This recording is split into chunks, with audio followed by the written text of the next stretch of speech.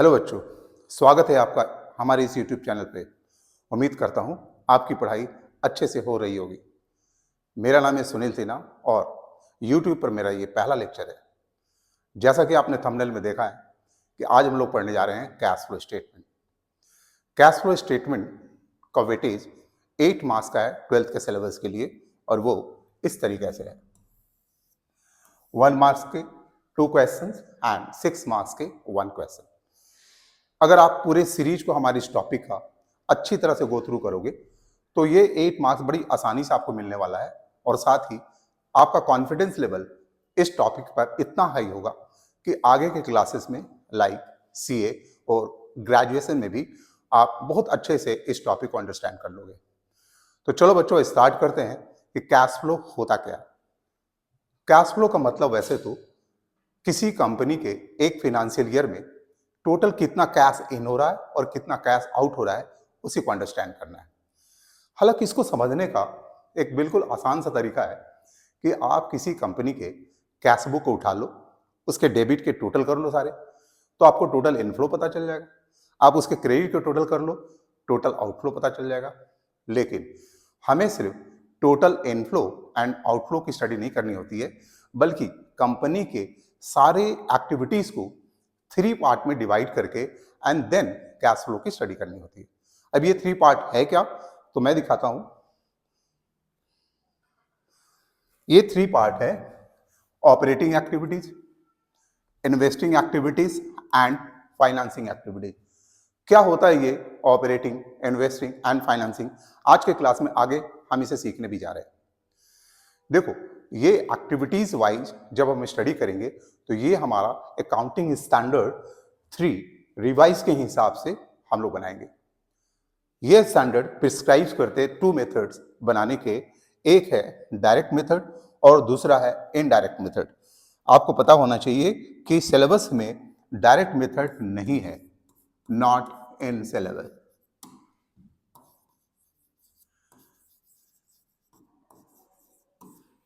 आपके सिलेबस में ये डायरेक्ट मेथड नहीं है, बल्कि इनडायरेक्ट मेथड्स के थ्रू आपको कैश फ्लो समझना है। इनडायरेक्ट मेथड में आप देखोगे कि आपके बुक में एक बड़ी सी फॉर्मेट बनाई हुई है और उस फॉर्मेट के हिसाब से ही आपको बनाना पड़ता है ये स्टेटमेंट। ये फॉर्मेट इतनी बड़ी है कि कहीं ना कहीं आप इसे याद करने लग जाते हो, बल्कि सजेशन भी कुछ इसी तरह का आपको मिलता है। किसी भी टॉपिक को अगर आप हिट एंड ट्रायल मेथड में बार बार देखोगे या याद करने की कोशिश करोगे तो शायद याद भी हो जाए, लेकिन ये आपका हार्डवर्क होगा, ना कि स्मार्ट वर्क। देखो बच्चों, याद करने में एक ऐसी परेशानी भी आती है कि कभी कभी किसी पॉइंट पर आपको कंफ्यूजन हो जाए तो आप बड़ी मुश्किल से उसको सॉल्व कर पाते हो।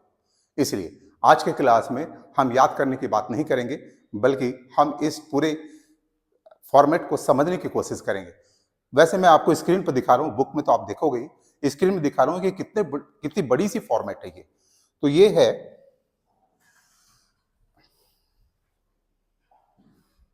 ये आप देख रहे हो कैश फ्लो की जो फॉर्मेट है।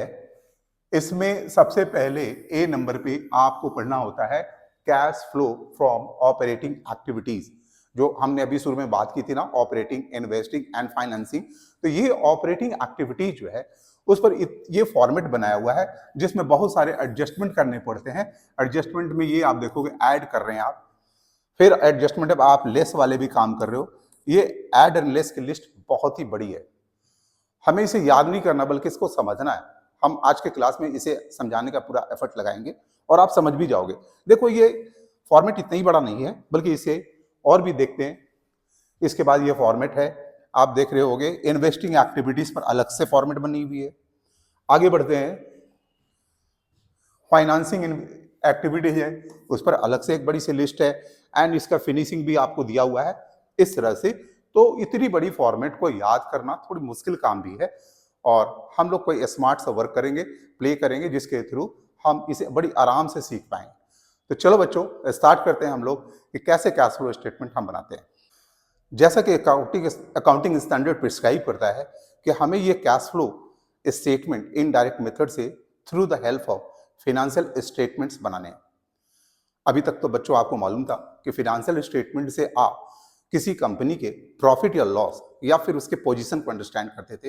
लेकिन आज आपको ये भी समझना है कि नहीं, फाइनेंशियल स्टेटमेंट से सिर्फ वही नहीं बल्कि हम कैश फ्लो स्टेटमेंट को भी स्टडी कर सकते हैं। आपको पता है कि फाइनेंशियल स्टेटमेंट में statement of profit and loss होते हैं, बैलेंस शीट होते हैं। अब इससे कैसे हम समझे, तो उसके लिए कुछ एग्जाम्पल देकर मैं आपको समझाने की कोशिश करूंगा। तो आज के अभी सबसे पहले मैं आपको बैलेंस शीट के थ्रू कैसे कैश फ्लो को अंडरस्टैंड करना होता है उसे समझाएंगे। तो देखो बच्चे, ये बैलेंस शीट का एक फॉर्मेट मैंने बनाया हुआ है। इसके थ्रू अभी हम समझेंगे कि कैसे हम समझते हैं किसी कंपनी का कैश फ्लो को। सबसे पहले मैंने ये टी शेप में बनाया हुआ है। हालांकि आपको पता है कि बैलेंस शीट जो कंपनी का है वो वर्टिकल फॉर्म में होता है, लेकिन थोड़ा सा इजी अंडरस्टैंडिंग के लिए ये टी शेप में समझने में आपको बिल्कुल आसानी होगी। तो देखो, यहां पर राइट हैंड साइड में असेट्स का टू मेन हेड्स आपको दिए हुए हैं, एक नॉन करंट असेट, दूसरा current asset. Non current assets के अंदर में फिक्स असेट आते हैं। फिक्स असेट में टैंजिबल इंटैंजिबल दोनों हो सकते हैं। नॉन करंट असेट्स के अंदर में नॉन करंट इन्वेस्टमेंट आते हैं, यानी कि इन्वेस्टमेंट लॉन्ग टर्म के लिए जब हम करते हैं कहीं, वो इसी हेड में आते हैं। इस हेड में जो भी पैसे आते जाते हैं कंपनी के, तो ये लॉन्ग टर्म इन्वेस्टमेंट होता है। इस हेड के आइटम से कंपनी को बेनिफिट लॉन्ग टर्म होता है, और इसीलिए हम इसके अंदर जो भी स्टडी करते हैं उसे हम इन्वेस्टिंग एक्टिविटीज का पार्ट समझते हैं।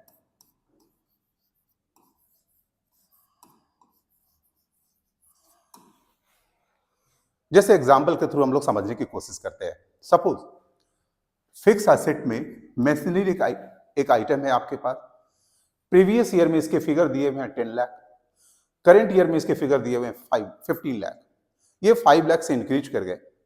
सपोज करंट ईयर में कंपनी ने 1 लाख का डेप्रिसिएशन चार्ज किया है, तो 10 लाख के फिगर घट के 9 लाख हो जाएंगे। तो 9 लाख क्लोजिंग बैलेंस होना चाहिए, बट ये है 15 लाख, ये 6 लाख से इंक्रीज कर गया है। क्या अंडरस्टैंडिंग हम बनाएंगे इससे कि ये 6 लाख का कंपनी ने इस साल मशीनरी परचेज किया है न्यू, एंड उसकी वजह से कंपनी के कैश आउटफ्लो हुए। तो ये 2 इयर्स के फिगर को देखकर हम इसके आउटफ्लो यहां पर अंडरस्टैंड करते हैं। ठीक सेकंड एग्जांपल हम यहां पर देते हैं। Non current investment, last year it was 1 lakh and current year में ये बढ़कर हो गया 1,50,000। इसका मतलब है कि कंपनी ने 50,000 का और इन्वेस्टमेंट बढ़ाया इस साल, जिसकी वजह से कैश के आउटफ्लो हो गए। तो यहां पर हमारा आउटफ्लो हो रहा है 50,000 का, ये अंडरस्टैंडिंग बनता है। प्लस जब हम लॉन्ग टर्म इन्वेस्टमेंट करते हैं तो कंपनी को इंटरेस्ट भी मिलता है। तो इंटरेस्ट रिसिप्ट जो आता है वो इसी हेड से आता है। सो इंटरेस्ट रिसिप्ट को भी हम इन्वेस्टिंग एक्टिविटीज के अंदर स्टडी करते हैं। कभी कभी कंपनी के पास बहुत सरप्लस मनी होती है और किसी दूसरी कंपनी में वो शेयर्स कैपिटल में अपने पैसे लगाते हैं, तो उस कंपनी से उस शेयर्स कैपिटल के अगेंस्ट पे डिविडेंड रिसीव्ड होता है। तो dividend received also comes under this head, so हम उसे स्टडी करते हैं इन्वेस्टिंग एक्टिविटीज में। ठीक इसी तरह बच्चों हम लोग आगे भी समझेंगे।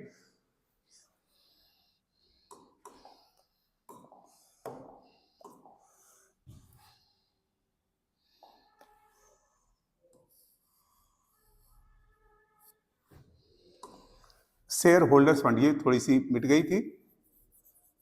शेयर होल्डर्स फंड, ठीक है। इसी तरह से अभी हम स्टडी करेंगे लायबिलिटी साइड के। आपको पता, करंट एसेट्स के बारे में हम थोड़ी देर में डिस्कशन करेंगे। अभी हम डिस्कस करने वाले हैं share holders fund and non current liabilities के। आपको पता होना चाहिए कि ये दोनों हेड्स जो है कंपनी के कैपिटल होते हैं। कैपिटल एम्प्लॉयड आप लोग पढ़े होंगे इसके पहले भी कि ये 2 हेड्स जो है कंपनी के कैपिटल एम्प्लॉयड होते हैं। तो these are the financing source of any company. तो इसके अंदर में जो भी पैसे कंपनी में आएंगे या जाएंगे, कहां स्टडी करेंगे बच्चों? इसे हम स्टडी करेंगे फाइनेंसिंग एक्टिविटीज में। For example share holders fund, उसके अंदर में 10 लाख प्रीवियस ईयर का फिगर था, अब ये फिगर हो गए 12 लाख। ये 2 लाख से जो इंक्रीज किया है, क्या अंडरस्टैंडिंग बनाते हैं कि ये 2 लाख कंपनी ने इस ईयर शेयर कैपिटल मार्केट में इशू किया, जिसकी वजह से कंपनी को पैसे आए, तो ये 2 लाख कंपनी का इनफ्लो शो करेगा। नाउ इसके एग्जांपल पर आते हैं। Non current liabilities, non current liabilities के अंदर मान लिया जाए डिबेंचर्स है, जो कि लास्ट ईयर 5 लाख था, अभी ये घट के 2 लाख हो गए। क्या अंडरस्टैंडिंग बनता है कि 5 लाख से अगर घट गए हैं तो इसका मतलब डिबेंचर्स का हमने पेमेंट कर दिया है। पेमेंट को हम रिडेम्पशन भी बोलते हैं, यानी कि आपने डिबेंचर का रिडेम्पशन कर दिया जिसकी वजह से कैश आउटफ्लो हो गए। तो यहां पर हम अंडरस्टैंडिंग बनाते हैं कि 3 लाख के कैश आउटफ्लो हो गए अंडर दिस हेड, जिसे हम स्टडी कर रहे हैं फाइनेंसिंग एक्टिविटीज में। साथ ही शेयर होल्डर्स फंड के नाम पर, यानी कि शेयर कैपिटल के नाम पर कंपनी को डिविडेंड पे करना होता है। डिबेंचर्स या लॉन्ग टर्म लोन अगर कंपनी ने लिया हुआ है तो उसके नाम पर भी इंटरेस्ट पे करना होता है। ये दोनों interest paid, dividend paid come under these activities, यानी कि हम फाइनेंसिंग एक्टिविटीज में इसे स्टडी करते हैं। तो बच्चों ये दो बात आपको फाइनेंसिंग एंड इन्वेस्टिंग के तो क्लियर हो गए। बात करते हैं अभी हम करंट असेट्स और करंट लायबिलिटीज की। तो बता दें कि current assets and current liabilities, इनके अंदर जो भी पैसे आते जाते हैं उसे हम स्टडी करते हैं ऑपरेटिंग एक्टिविटीज में। ऑपरेटिंग एक्टिविटीज में देखो, current assets and current liabilities, इन दोनों का formation during the operation of business होता है। कंपनी जब आप स्टार्ट करते हो, कंपनी गुड्स परचेज करती है तो इन्वेंट्री क्रिएट होता है जो कि करंट असेट्स का पार्ट है। कंपनी अगर गुड्स उधार परचेज करती है तो क्रेडिटर्स डेवलप होते हैं, बिल्स पेबल डेवलप होते हैं जो कि आपके करंट लायबिलिटीज का पार्ट बनता है। गुड्स को अगर सेल किया गया है क्रेडिट बेसिस पर तो debtors and bills receivable create होते हैं जो कि करंट असेट्स का पार्ट है। तो बच्चों देखा आपने इस एग्जांपल से कि करंट असेट्स और करंट लायबिलिटीज का formation during the operation of business होता है, इसलिए इसके अंदर में जो भी पैसे आते जाते हैं उसे हम स्टडी करते हैं cash flow from operating activities.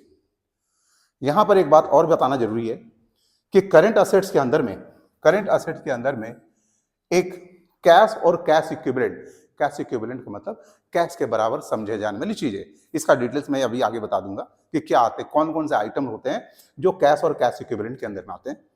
तो करंट असेट्स का जब इंक्रीज और डिक्रीज के बेसिस पर कैश फ्लो को हम अंडरस्टैंड करेंगे तो इसको इग्नोर करते हुए करेंगे। इसका हम अलग से ट्रीटमेंट करेंगे, सीखेंगे, सबसे लास्ट में हम करते हैं। बात करते हैं अभी करंट लायबिलिटीज पे। तो करंट लायबिलिटीज में भी एक एक्सेप्शन है, वो है बैंक ओवरड्राफ्ट, बैंक ओडी, और दूसरा कैश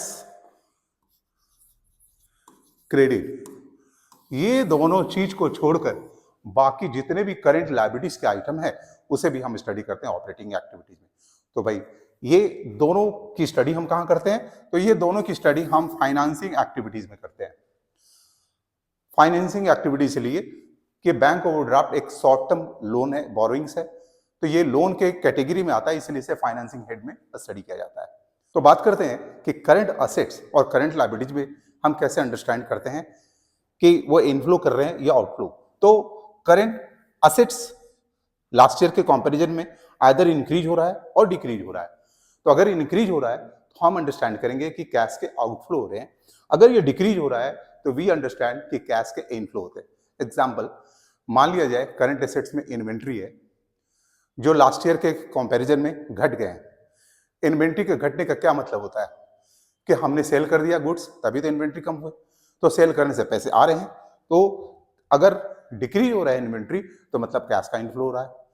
अगर इन्वेंट्री इंक्रीज हो रहा है इसका मतलब हमने परचेज किया है इन्वेंट्री, हमने गुड्स परचेज किया है, उसकी वजह से कैश आउटफ्लो हो रहे हैं।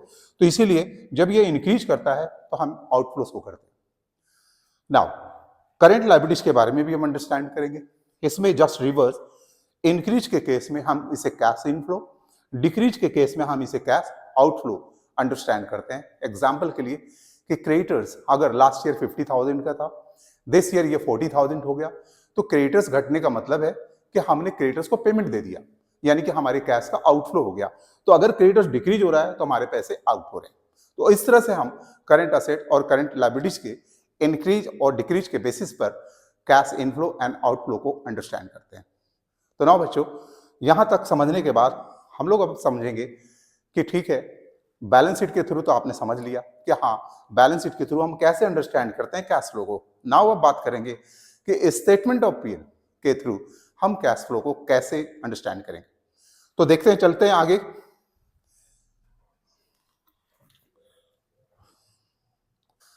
स्टेटमेंट ऑफ पीएल को समझाने से पहले मैं फोकस करूंगा कि ट्रेडिंग अकाउंट के through, profit and loss account के थ्रू हम कैसे अंडरस्टैंड करेंगे कैश फ्लो को। और चूंकि ये टी शेप में बना हुआ होता है तो आपको समझने में बड़ी आसानी होगी।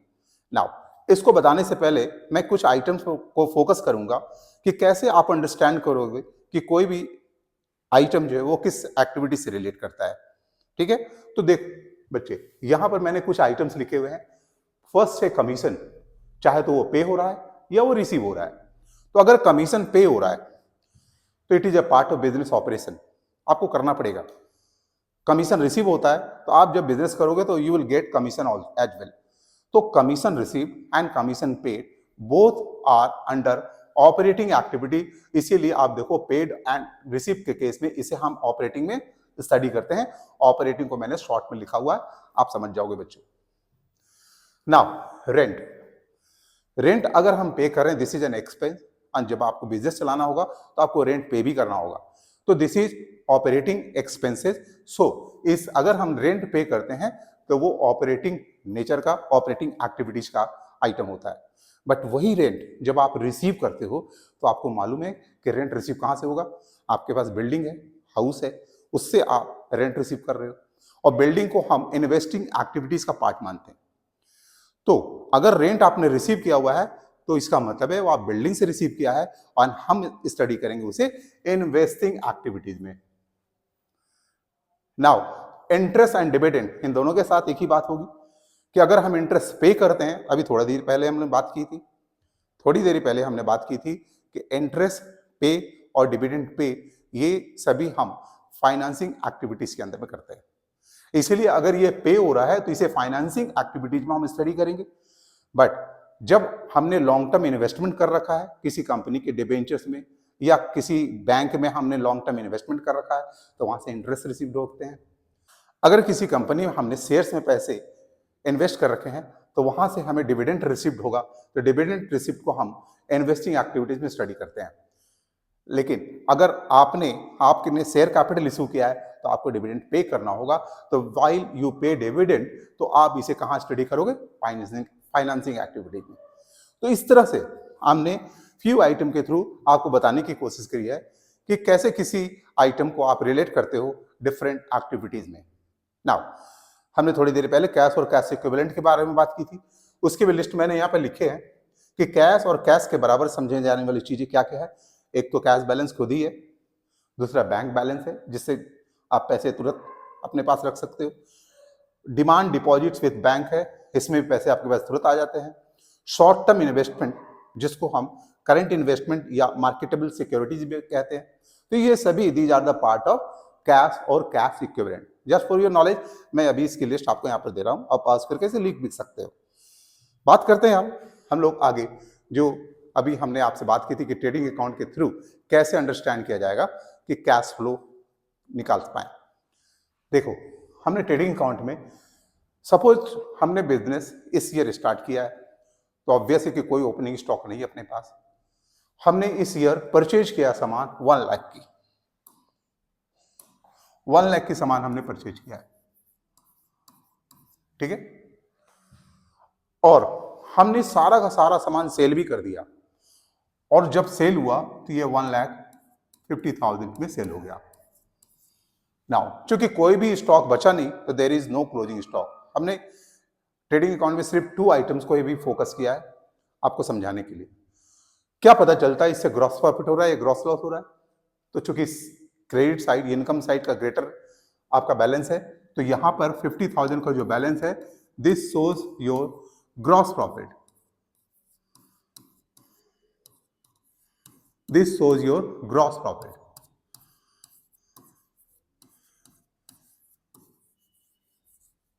बच्चों आप तो कहोगे कि हाँ ये तो पता ही है कि ग्रॉस प्रॉफिट हम निकालते हैं ट्रेडिंग अकाउंट से, सर कैश फ्लो कैसे समझेंगे। तो मेरा एग्जांपल है यहाँ पे कि सपोज मान लिया जाए हमने ये पूरा का पूरा परचेज कैश बेसिस पर किया और ये पूरा सेल्स जो है वो भी कैश बेसिस पर हुआ, तो आप समझ लो कि आपके पास से 1 लाख कैश आउट हुए और 1,50,000 कैश इन हुए। अब आप बता सकते हो कि आपका कैश बिजनेस में बढ़ रहा है या घट रहा है? ऑब्वियसली कि बढ़ रहा है, क्योंकि 150 आ रहे हैं एंड 1 लाख जा रहे हैं, तो 50,000 का आपका कैश इंक्रीज हो रहा है। तो हम यहां अंडरस्टैंड करेंगे कि कैश इनफ्लो हमारा 50,000 है, which is equal to gross profit. तो हम लिख सकते हैं यहां पर cash flow is equal to gross profit, यानी ये 50,000। नाउ अब मेरा एक सेकंड पॉइंट है कि सपोज बच्चों ये जो परचेज हुआ है 1 लाख का, इसमें कैश बेसिस पे परचेज सिर्फ 80,000 को हुआ है, यानी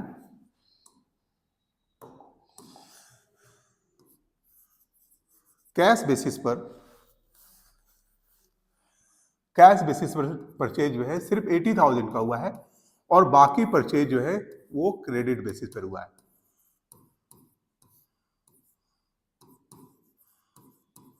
ठीक है, चलो अब आपके ग्रॉस प्रॉफिट भी 50,000 ही बताएंगे, लेकिन क्या कैश फ्लो भी अभी ग्रॉस प्रॉफिट के इक्वल होगा, यानी 50,000? बिल्कुल भी नहीं। अभी आपका कैश फ्लो कुछ अलग है।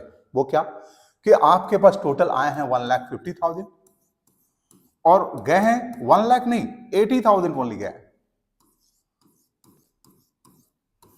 तो आपका कैश फ्लो अब बताएगा 70,000, यानी now cash flow is not equal to gross profit, it is equal to 70,000। It is equal to 70,000, यानी ये 20,000 से बढ़ रहे हैं, यानी ग्रॉस प्रॉफिट में आपको 20,000 ऐड करना पड़ेगा, then you will get the cash flow figure. अब ये 20,000 है क्या? This is credit purchase. Credit को हम बोल सकते हैं नॉन कैश परचेज। तो नॉन कैश परचेज में परचेज को हम एक्सपेंसेस बोल सकते हैं, तो ये है नॉन कैश एक्सपेंस। ये सब टर्म आपको मिलेंगे, उसी टर्म को मैं क्लैरिफाई कर रहा हूं ताकि आपको रटने की जरूरत बिल्कुल भी नहीं पड़ेगी। तो चलो बच्चों, मेरा नेक्स्ट पॉइंट होगा इसमें कि सपोज आपका जो सेल है वो 1,50,000 को जो हुआ है उसमें कैश बेसिस पर सेल ओनली 1,20,000 का हुआ है, यानी कि कैश बेसिस पर सेल आपका है 1,20,000 का और बाकी जो 30,000 का सेल हो रहा है वो आपके क्रेडिट बेसिस पर हो रहे हैं।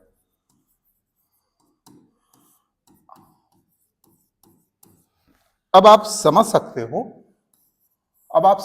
हो कि gross profit again will come 50,000, but cash flow is telling something else. Cash flow यहां क्या हुआ? आपको पता है कि आपके पास पैसे आए हैं टोटल 1,20,000 और पैसे गए हैं सिर्फ 80,000, यानी 40,000 का कैश फ्लो आपके बिजनेस में हुआ है।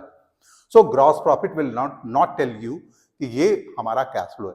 तो फिर हम क्या करेंगे कि हम ये 70,000 जो फिगर आया था उसमें से माइनस कर लेंगे 30,000 वाले अमाउंट, और ये 30,000 अमाउंट को हम क्या नाम देंगे?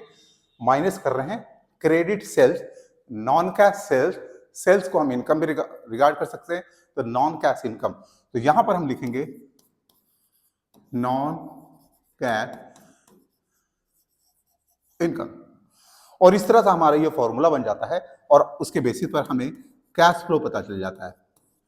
हालांकि आपके बुक में ग्रॉस प्रॉफिट के बेसिस पर ऐसा कोई भी फॉर्मूला नहीं लिखा हुआ है, वो प्रॉफिट एंड लॉस जब हम बताएंगे अकाउंट उसके हिसाब से फॉर्मूला लिखे हुए हैं, लेकिन समझाने के लिए पहले मैंने ट्रेडिंग अकाउंट का सपोर्ट लिया आपको। ठीक है, तो एक और बात कहेंगे लास्ट में कि ट्रेडिंग अकाउंट में जितने भी आइटम होते हैं वो सारे के सारे डायरेक्ट नेचर के होते हैं, पार्ट ऑफ बिजनेस ऑपरेशन होते हैं, यानी सारे एक्सपेंसेस ऑपरेटिंग एक्सपेंसेस होते हैं। इसलिए इस ट्रेडिंग अकाउंट से जब हम स्टडी करते हैं कैश फ्लो का, तो वो पूरा का पूरा ऑपरेटिंग एक्टिविटीज का प्रॉफिट होता है। इसलिए हम इसे लिख सकते हैं फ्रॉम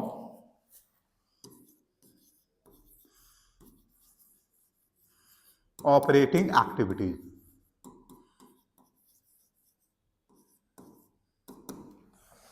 तो बच्चों, इस तरह से हमने ट्रेडिंग अकाउंट के थ्रू अंडरस्टैंड करने की कैश फ्लो की कोशिश की है।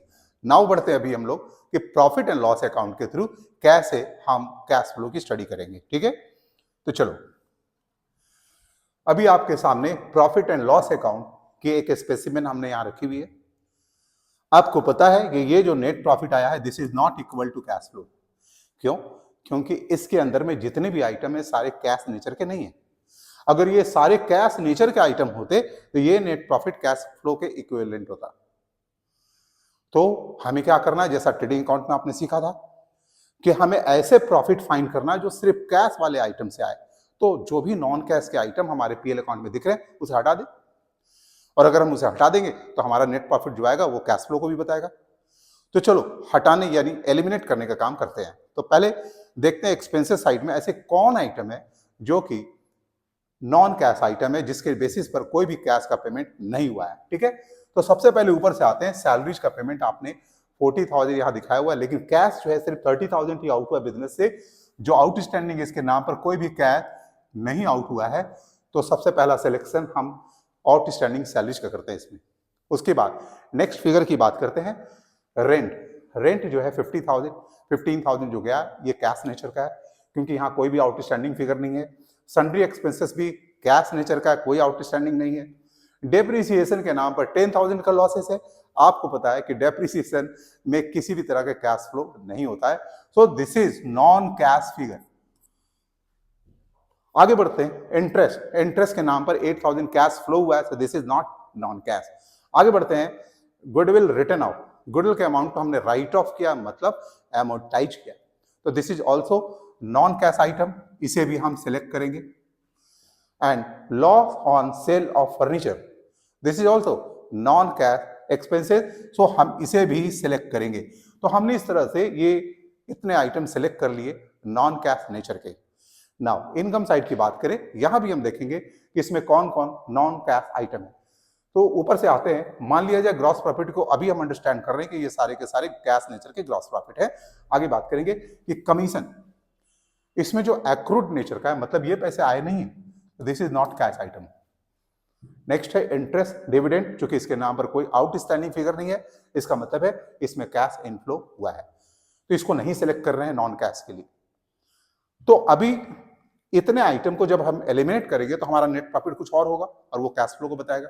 चलो लिख के बताते हैं इसे।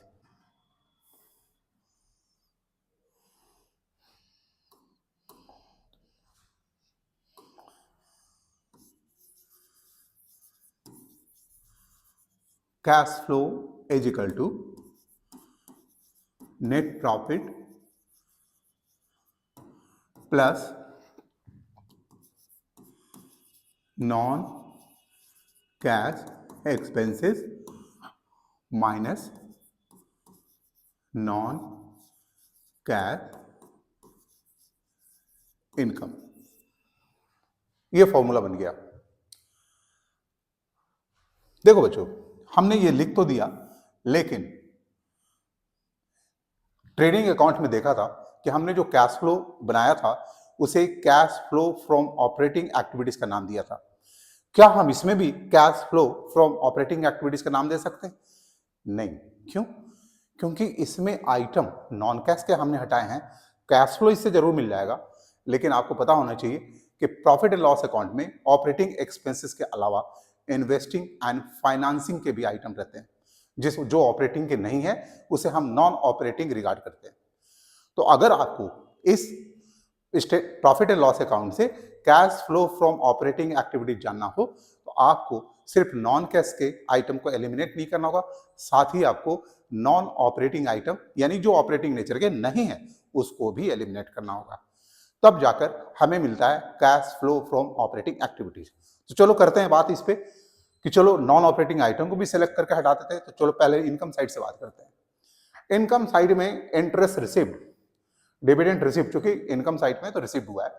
आपने अभी थोड़ा देर पहले पढ़ा था कि ये इन्वेस्टिंग नेचर के हैं, मतलब ये ऑपरेटिंग के नहीं है, सो हम इसे नॉन ऑपरेटिंग रिगार्ड करते हैं। तो इसे भी हम एलिमिनेट करने की काम करेंगे। ये दोनों interest received and dividend received, इन दोनों को हम एलिमिनेट कर देंगे। ठीक है, अब आते हैं एक्सपेंसेस साइड में। अब बताओ बच्चों, एक्सपेंसेस साइड में क्या कोई ऐसा आइटम है जो कि ऑपरेटिंग नेचर का नहीं है? तो बता दे कि हाँ, इसमें भी इंटरेस्ट एक आइटम है जो ऑपरेटिंग नेचर का नहीं है, क्योंकि इंटरेस्ट पे आप पीछे जाकर देखोगे वीडियोज में, इंटरेस्ट पेड को हमने रिगार्ड किया हुआ फाइनेंसिंग एक्टिविटीज में।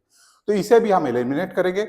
और अब नॉन ऑपरेटिंग, नॉन कैश के साथ साथ नॉन ऑपरेटिंग को भी अगर हम एलिमिनेट कर रहे तो अब जो कैश फ्लो बताएगा वो ऑपरेटिंग नेचर का होगा। तो हमारा जो फॉर्मूला यहां लिखा हुआ है वो थोड़ा सा बदल जाएगा, वो थोड़ा सा बदल जाएगा।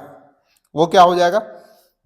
Non cash oblique non operating expense, और यहां भी जो एलिमिनेट कर रहे हैं इनकम साइड में, नॉन कैश के साथ नॉन ऑपरेटिंग इनकम को भी हम एलिमिनेट करेंगे।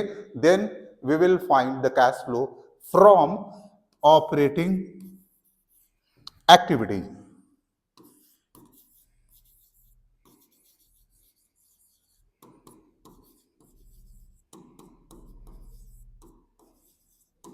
ठीक है, अब चलो एग्जाम्पल हमारे सामने, उसे करके निकालते हैं कि इस प्रॉफिट एंड लॉस अकाउंट से cash flow from operating activities का अमाउंट फिगर क्या है। तो इसे करके देखते हैं। नेट प्रॉफिट आपको दिया हुआ है 40,000 plus non operating and non cash expenses आपने सेलेक्ट किया, आउटस्टैंडिंग सैलरी है 10,000 का। फिर नीचे आते हैं, डेप्रिसिएशन है 10,000 का, अगेन सेलेक्ट किया हुआ 8,000, फिर सेलेक्ट किया हुआ है 5,000 एंड 7,000 एट लास्ट। अब हम बात करेंगे इनकम साइड की, जो कि आपको माइनस करना है, और वो फिगर है एक्रूड कमीशन का 3,000, इंटरेस्ट रिसीव्ड है 10,000 जो कि नॉन ऑपरेटिंग है, एंड 5,000 ये। अब कुल मिलाकर जब आप इसकी टोटलिंग करोगे तो 40,000 में प्लस करेंगे, ये ब्रैकेट वाला 40,000 आ रहे हैं फिगर, और माइनस वाला फिगर जो है ये 18,000 आ रहा है। आप इनको कैलकुलेट करोगे तो फिगर विल कम 62,000। तो इस प्रॉफिट एंड लॉस अकाउंट से हमने कैश फ्लो फाइंड किया कितना? 62,000। बच्चों यहां एक बात समझाने की मैं कोशिश करूंगा कि हम लोग क्या अप्रोच लगा रहे हैं। जो आपके फॉर्मेट दिए हुए हैं बुक में, वो किसी ना किसी लॉजिक पर बेस्ड है, उस लॉजिक को अंडरस्टैंड करा रहे हैं ताकि आपको याद करने की जरूरत नहीं होगी। आपने देखा होगा कि वहां नेट प्रॉफिट में बहुत सारे एडजस्टमेंट ऐड किए हुए, बड़ी लंबी सी लिस्ट है, आपको लिस्ट जानने की जरूरत नहीं है। अगर प्रॉफिट एंड लॉस अकाउंट का आइटम और बढ़ जाए तो लिस्ट बढ़ जाएगी, यहाँ पे non cash non operating item की लिस्ट बढ़ जाएगी, तो हम उसे ऐड करेंगे एक्सपेंसेस के केस में और इनकम के केस में लेस करेंगे। सिंपल सा बात। हमारी कोशिश क्या है कि आपका जो नेट प्रॉफिट निकल रहा है, आपका जो नेट प्रॉफिट निकल रहा है वो cash non cash plus operating non operating, इन दोनों को इंक्लूड करके बन रहा है। हमें करना क्या है कि हमें नॉन कैश वाले को हटा देना है और नॉन ऑपरेटिंग आइटम को हटा देना है। तो हमारे पास बचेंगे क्या? हमारे पास बचेंगे कैश और ऑपरेटिंग, यानी आपका जो नेट प्रॉफिट आएगा वो कैश नेचर का और ऑपरेटिंग एक्टिविटीज का आएगा। तभी तो आप उस नेट प्रॉफिट को बोल सकते हो cash flow from operating activity. तो हमारी कोशिश यही है यहाँ पे कि हम non cash non operating item को अगर हटा देंगे तो जो भी अब नेट प्रॉफिट हमारे पास आएगा वो कैश नेचर का और ऑपरेटिंग नेचर का आपको मिलेगा। तो उस नेट प्रॉफिट को हम बोलेंगे cash flow from operating activities. देखो बच्चों, ये तो मेरे समझाने का एक तरीका था जो मैंने अपने तरफ से एग्जाम्पल बनाया, लेकिन अगर इसी को जो प्रिस्क्राइब फॉर्मेट है उसके हिसाब से बनाया जाए तो कैसे बनेगा, चलो उसकी बात अभी हम लोग करेंगे। पहले बात समझा दे कि ये नेट प्रॉफिट जो आया, जैसा कि आपने देखा है पार्टनरशिप में कि प्रॉफिट एंड लॉस अकाउंट के बाद आप profit and loss appropriation account बनाते हो। सिमिलरली कंपनी में भी जब नेट प्रॉफिट आता है तो इसके बाद बहुत सारे एप्रोप्रिएशन होते हैं, प्रोविजन फॉर टैक्सेस बनते हैं, प्रोपोज डिविडेंड भी आते हैं, कई सारे जनरल रिजर्व, स्पेसिफिक रिजर्व, ये सब बनते हैं। तो अभी ये जो नेट प्रॉफिट है ये सारे प्रोविजंस के पहले का, बिफोर टैक्सेस एंड एवरीथिंग। सो इस प्रॉफिट से लेकर जब हम स्टार्ट करेंगे तो उसका नेम देते हैं net profit before tax and extraordinary item. तो चलो हम लोग इसको इसी एग्जाम्पल को अपने फॉर्मेट के हिसाब से बनाने की कोशिश करेंगे। ठीक है बच्चों, यहां पर एक फॉर्मेट हमने बनाया हुआ है। पहले ही हमने ये आइटम को लिख दिया है, net profit before tax and extra ordinary item, क्योंकि वो जो 40,000 का नेट प्रॉफिट आपके पीएल अकाउंट में दिखाया हुआ है उसमें अभी किसी तरह की प्रोविजन नहीं बनी है। हाँ, एक्स्ट्रा ऑर्डिनरी आइटम के बारे में अभी हमने बात नहीं की है, मैं आगे के वीडियोस में इसकी बात भी करूंगा। धीरे धीरे हम इस तरह से सीख जाएंगे, आपको पता भी नहीं चलेगा। ठीक है, तो चलो बात करते हैं। यहाँ पे ये दिया हुआ है 40,000। ठीक है, अब आप देखो ये 40,000 हमने लिख लिया। अब हमें क्या करना है, हमें ये फिगर जो है उसको ऐड करना है। यहां पर हम आपको समझाने की कोशिश करेंगे कि जब मैंने इसके पहले बैलेंस शीट के थ्रू अंडरस्टैंड कराया था डिफरेंट एक्टिविटीज वाइज कैसे कैश फ्लो स्टडी करते हैं, तो वहां पर करंट असेट्स और करंट लायबिलिटीज को भी हाईलाइट किया था कि उसकी स्टडी हम ऑपरेटिंग एक्टिविटीज में करते हैं। तो यहां पर प्रॉफिट एंड लॉस अकाउंट में जो आइटम करंट असेट्स और करंट लायबिलिटी से रिलेटेड होगी उसे हम इस हेड्स में अभी नहीं लिखेंगे, क्योंकि उसकी सेपरेट ट्रीटमेंट हम करते हैं बैलेंस शीट के थ्रू। तो हम यहां पर ये जो आउटस्टैंडिंग सैलरी है इसको कंसीडर नहीं करेंगे इस वाले हेड में। उसी तरह से accrued commission, this is also a part of current assets. Outstanding salary current liabilities का पार्ट है, एक्रूड कमीशन करंट असेट्स का पार्ट है। इसको कंसीडर इस हेड में नहीं करेंगे, उसका हम सेपरेट ट्रीटमेंट करेंगे। ठीक है, तो चलो बनाते हैं अभी हम लोग। सबसे पहले लिखेंगे ऐड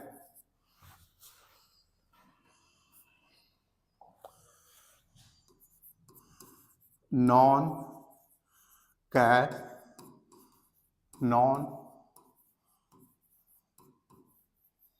ऑपरेटिंग एक्सपेंसेस।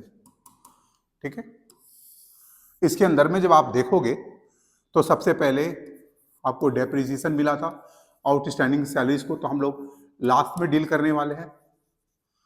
ये 10,000 का है। There after non operating expense है आपके इंटरेस्ट 8,000 का। फिर गुडविल है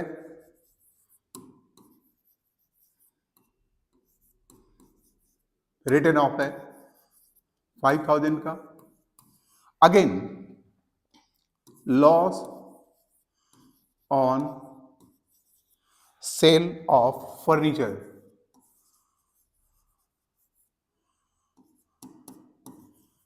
ये भी है 7,000 का। ये टोटल अमाउंट मिलके हो गए 30,000 एंड अभी हम टोटल करेंगे 70,000 ही आ रहा है। तो इस तरह से हमने क्या किया, इस तरह से हमने ये सारे आइटम को ऐड कर दिया। अभी हमें लेस करने की बारी है, तो हम इग्नोर करेंगे इसको, क्योंकि ये करंट असेट्स का पार्ट है। तो हम लेंगे सिर्फ इंटरेस्ट रिसिप्ट और डिविडेंड रिसिप्ट को। तो चलो करके दिखाते हैं इसे भी। Less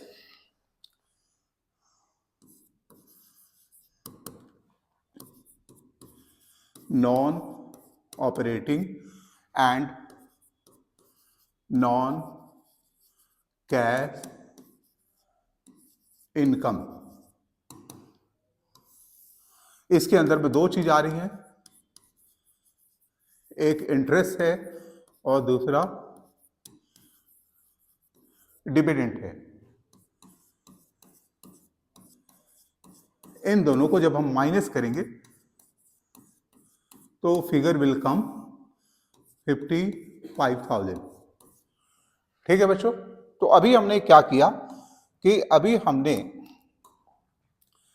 non cash non operating item को ऐड और लेस कर लिया, लेकिन हमने अभी इसमें इग्नोर किया, एक्सक्लूड किया है करंट असेट्स और करंट लायबिलिटीज के आइटम को, जिसका हम सेपरेट ट्रीटमेंट करते हैं। तो सबसे पहले करंट असेट्स और करंट लायबिलिटीज को डील करने से पहले हम प्रॉफिट निकालते हैं, जो कि जिसका नाम देते हैं ऑपरेटिंग प्रॉफिट।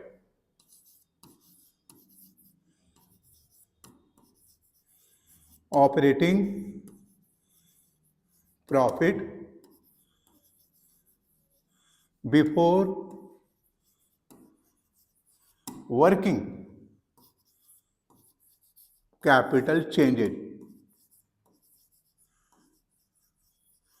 आपको पता है कि करंट असेट्स और करंट लायबिलिटीज में जरा भी इंक्रीज और डिक्रीज हो जाए तो वर्किंग कैपिटल भी चेंज हो जाता है। इसीलिए करंट असेट्स करंट लायबिलिटी को डील करने के पहले को प्रॉफिट को हम ये नाम देते हैं operating profit before working capital changes.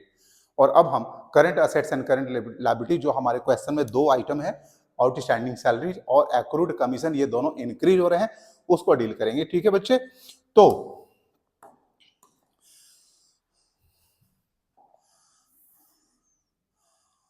आपको पता है कि आउटस्टैंडिंग सैलरीज इंक्रीज हो रहा है, दिस इज करंट लायबिलिटी। और जब भी करंट लायबिलिटीज इंक्रीज होगा तो आप चार्ट मैंने जो शुरू में बनाया था उसे देख लोगे, उसको हम लोग ऐड करते हैं, तो लिखेंगे ऐड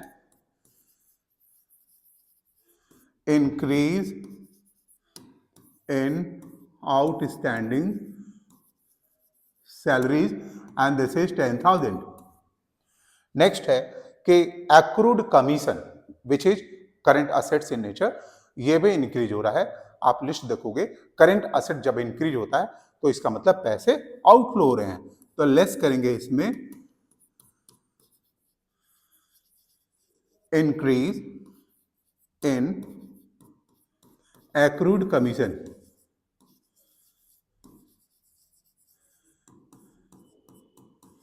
और ये अमाउंट है आपके 3,000। ये लेस करने के बाद जो फिगर आएगा दिस इज 7,000। और अब आप इसको जब ऐड करोगे तो हमारा ये फिगर आएगा 62,000, जो कि कैश फ्लो को बताएगा। आप याद करो, अभी इसके पहले भी हमने सेम फिगर निकाला था 62,000, तो ये तो मैंने रफली निकाल दिया था, लेकिन जो फॉर्मेट है उसके हिसाब से जब हम बनाते हैं तो ये फॉर्मेट मेरा इस तरह से बनकर आता है। और लास्ट में हम इसको लिखते हैं कैश फ्लो फ्रॉम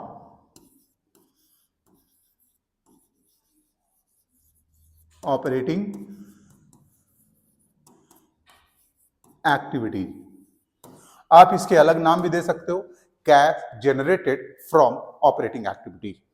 तो बच्चों, ये था आज आपको समझाने का हमारा प्रयास कि किस तरह से हम इस फॉर्मेट को यूज करते हैं। देखो बच्चों, आपको फॉर्मेट को याद नहीं करना पड़ेगा, बल्कि आप ये समझ रहे हो और इसी की लिस्ट लंबी हो जाएगी तो आपका फॉर्मेट भी बड़ा हो जाएगा। एंड इसी तरह से हम ऑपरेटिंग एक्टिविटीज के बाद इन्वेस्टिंग, फाइनेंसिंग सबको करने लगेंगे। और हाँ, आज का क्लास एक प्रिपरेटरी क्लास था आगे के क्वेश्चन को समझने के लिए, और हम अगले वीडियोज में आएंगे तो ऑपरेटिंग एक्टिविटीज के जो क्वेश्चंस आपके बुक्स में दिए हुए हैं उसके हिसाब से आपको आंसर सॉल्यूशन करके दिखाएंगे on the basis of same logic जो अभी हमने आपको दिया है। ठीक है, तो बच्चों, अगर वीडियो अच्छा लगा हो तो जरूर से वीडियो को लाइक करें, इसे सब्सक्राइब करें और अपने दोस्तों में शेयर करना ना भूलें। तो मिलता हूं अगले वीडियोज में। Till then, take care everyone and bye bye. Subscribe now and press the bell icon. Never miss an update.